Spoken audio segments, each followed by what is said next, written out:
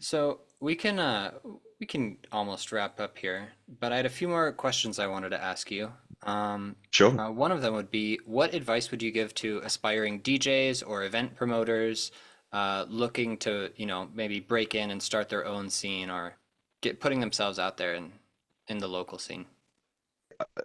On a DJ side of things, I would say don't try and play stuff just because you think it's going to get you into a club. Play the music that you want to spin and play. And if that's weird, play some weird stuff. I mean, I get that speaks very much to my own experience of um, and as a result, being very lucky of the stuff that I wanted to play is stuff that people want to hear and kind of starting at my own night and yada yada yada.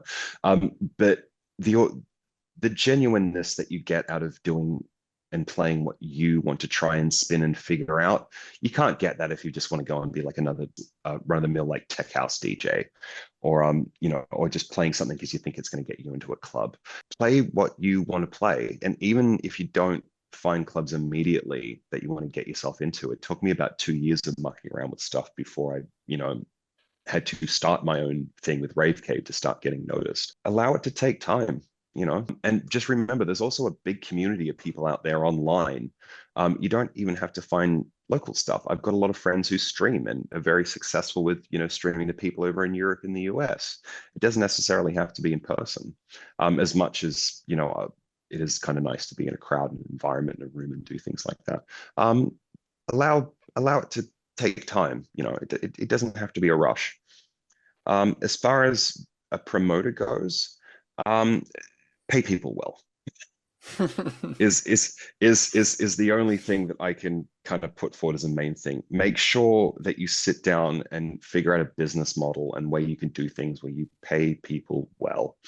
Um, it's a, it's a big gripe for me when I see events which I know are clearly doing okay, and I know can afford to pay people a little bit more, but want to cheap out on it. It's not needed. Quite frankly, I think if you're a promoter getting into this industry and you're trying to do it to get rich, you're an idiot. It should not be about making anybody rich. It should be about a rising tide raises all ships. And if that means everybody gets a little bit of money instead of you getting a nice wad of cash and nobody else getting everything, you haven't made a scene. You've just made yourself wealthy. And Mhm. people will start to resent you for that, whether you realize it or not. And it just doesn't create a good working background. I always try and have a philosophy of a rising tide raises all ships. You know, the only way that people keep enthusiastic is they feel they're getting something out of it. And, as much as kind of like money's a weird, icky thing, and, we all be doing it because we love it, and we all do it because we love it. But at the end of the day, we've all got mouths to feed and roofs to keep over our heads and bills to pay. And if you can go out and play a night and be like, oh, sweet, I had this really good night and everyone was really nice, and like, I've got this money, like that's my phone bill I can pay off, or I can pay my rent for the week now because like this is awesome. That's a tick over effect that encourages people to kind of want to do this and push more into it. If they can go out and play a show night and know that that one show night covers their rent for the week.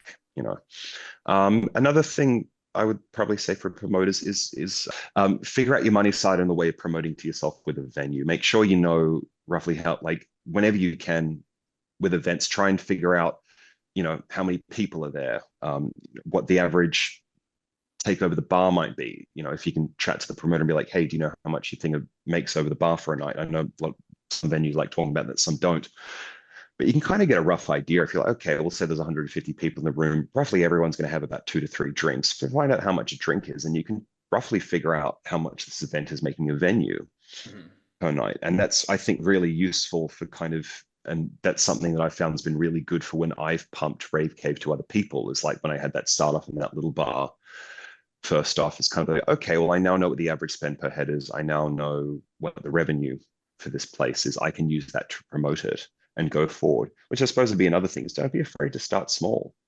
Yeah. Rave Cave started in the public eye as a tiny little thing in a 42 capacity venue that was free entry, and was very honest with everybody up front. I'm like we had a donations box at the bar, and just everyone was like, hey guys, like this is a free entry thing. I'm not someone who makes a lot of money.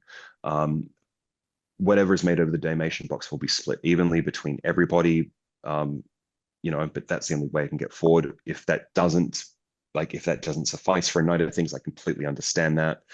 I can't afford to offer anything more. And thankfully, everyone who was involved in the first one was very amicable with that. But as soon as it came to a ticket event, it's like, okay, you now get a flat fee. Like everybody gets paid this much per minimum per hour.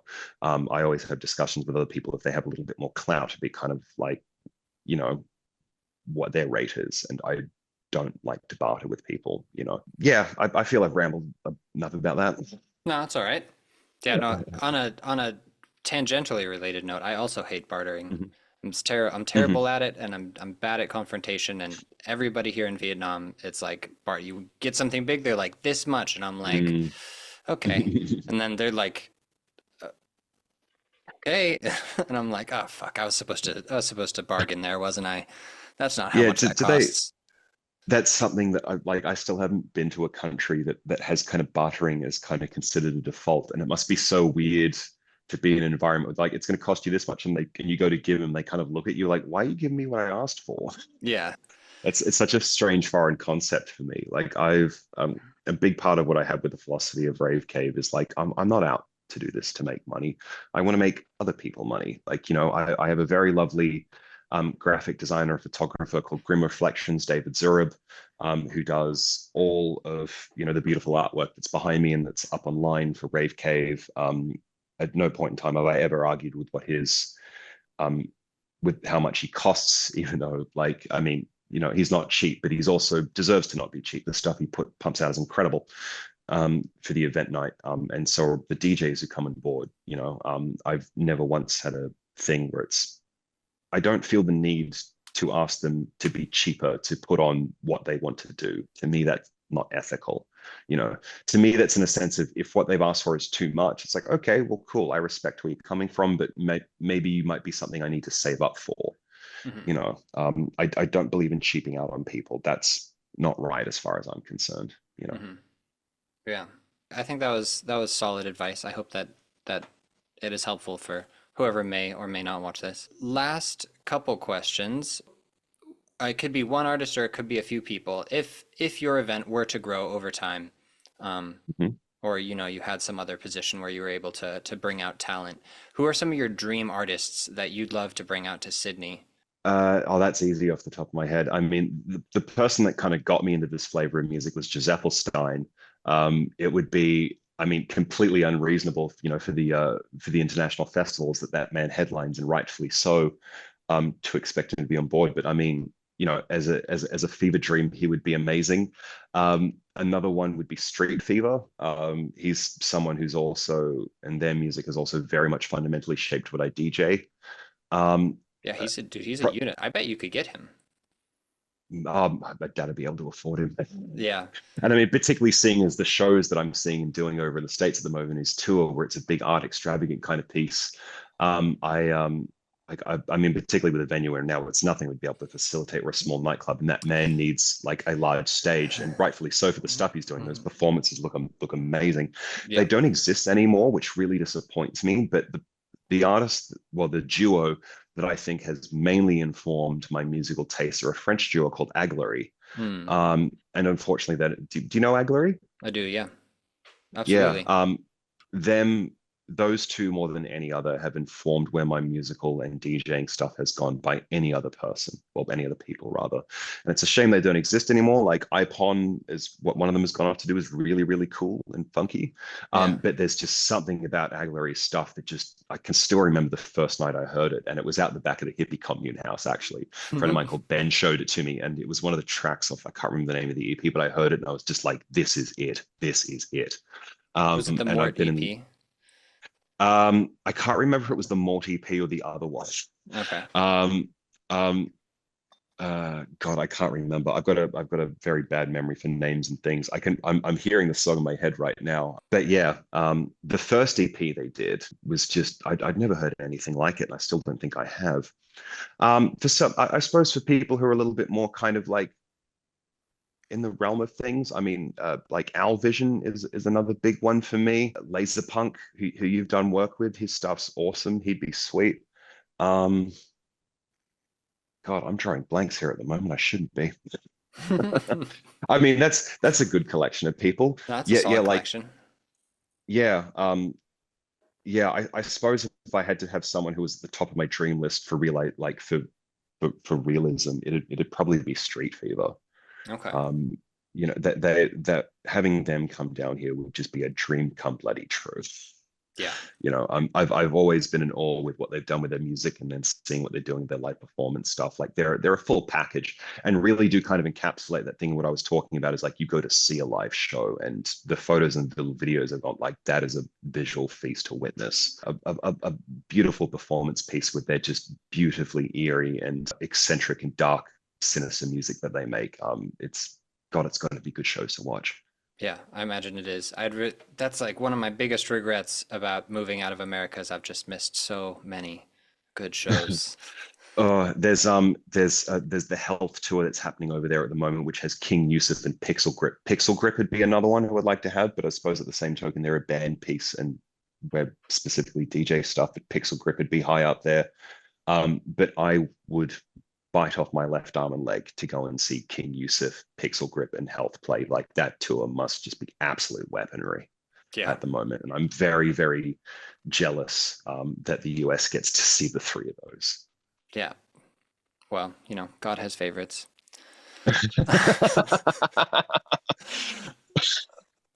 All right, last question.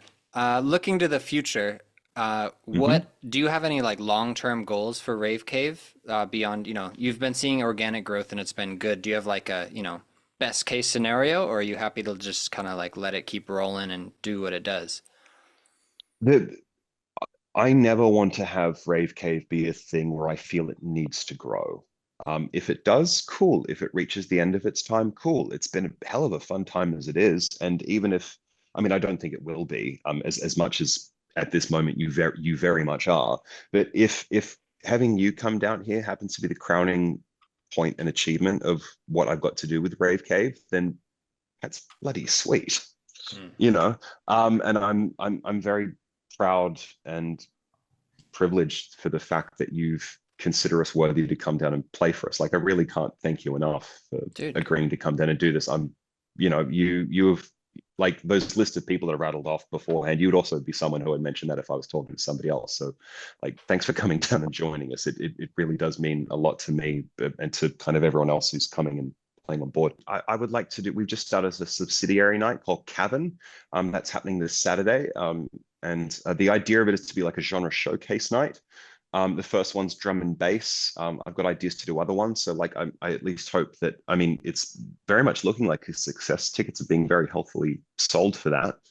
Um, I would like to try and do more of those and maybe do like a night that's purely like dark synthwave as a theme for that, or like, like a hard industrial techno night. That might be another thing. Um, Getting other international people to come down here and headline it eventually when we have the money for it again would be also a lovely thing to do. But yeah, Rave Cave and the philosophy I've had behind it has always been it's always been just keeping a nice house party kind of vibe, at least with the people who come along to it. And that's always been the main goal for that. It's never about it being the biggest or baddest thing on the planet or have it growing from strength to strength to strength, regardless of that's what it's been doing. Um, yeah, the only thing I want to happen with it is what it's continued to do is for people to come along and feel like there's a sense of community and warmth and not kind of like walking in this kind of like it's a cold club and people just here to be seen and cool. Like no, people have genuinely come along because they've liked the music and want to connect with other people. And I've really, really appreciated that and felt very lucky that that's what me and everyone else who's been involved in Rave Cave has been able to do. So I suppose at least what I hope for the future at Rave Cave is just consistency and keeping that. nice. We've been very fortunate with what we've all been able to do to kind of keep that sense of it being very warm and welcoming, for the very dark and evil music that we play. So yeah, I suppose the hope for the Rave Cave's future is purely just consistency. It's just and whether that consistency and just consistency and vibe, and whether that consistency and vibe is growing to bigger venue spaces and more people and more international headline acts, which would be lovely to do. Then awesome. If it keeps going along at the exact same pace that it is, also equally as awesome. If it reaches a point in time where it's time to hang up the hat and do something else, then cool. I can look back and feel very proud and accomplished of what we've been able to achieve over the years that it's run and the amount of people that I know it's made happy and felt like there is a sense for this kind of music to have a home.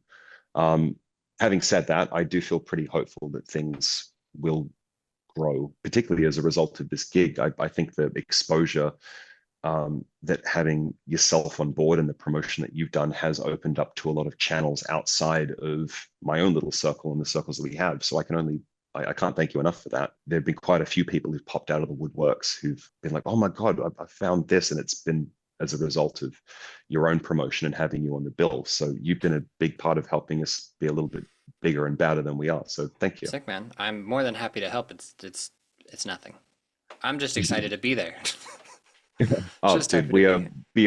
we are beyond excited to have you down here. I'm really looking forward to this show. I've got quite a few ideas in my head for what I want to do for the set, which will be the rest of my evening. Working on that and nutting that out. I'm very much looking forward to seeing not only what you have in board, but what Pretense also has in board. He's been another lovely person that's popped out of the woodworks as a result of you being on board. So thank you for Yeah. recommending and suggesting him. Beyond stoked to have him on board. Also, can't wait to see what Alicia Mayhem and Sinclair, who are also on the bill, have on board as well. Alicia has this lovely kaleidoscope of stuff that she does depending on what she's feeling liking, and it's always a joy to see her play. And Sinclair also has this lovely little kaleidoscope of what they like to do everywhere between kind of like this beautiful floaty drum and bass stuff through to kind of like more down dirty mid-tempo-y things. And so I'm very interested to see what they have on board. I know they're stoked and are a very big fan of yours, as is everyone who's on the bill. So, I have no doubt everyone's going to bring their A game for this from what they've been talking about. So, yeah, like May 18 can't come soon enough. Dude, it's gonna be fucking sick. If you're watching Oh, and you're yeah. in Sydney and you don't, or if you're anywhere in Australia that you could plausibly fly to Sydney for this show, May 18th, me, this guy, Mm. more people, it's gonna be fucking amazing. Yes, yes. I'll do a little bit of spruiking myself. So we're playing at Tokyo Sing Song, which happens at the Marlborough Hotel in Newtown on May 18th. Tickets are available online via Humanitix. If you search Rave Cave Mobiius on Google, we're the first thing that kind of pops up as a result. If you've ever thought of coming along to a Rave Cave and you're seeing this, this is the one to come and go and see. Two master weapons as kind of the headline things with yourself and Pretense on board. I think what I do is pretty okay.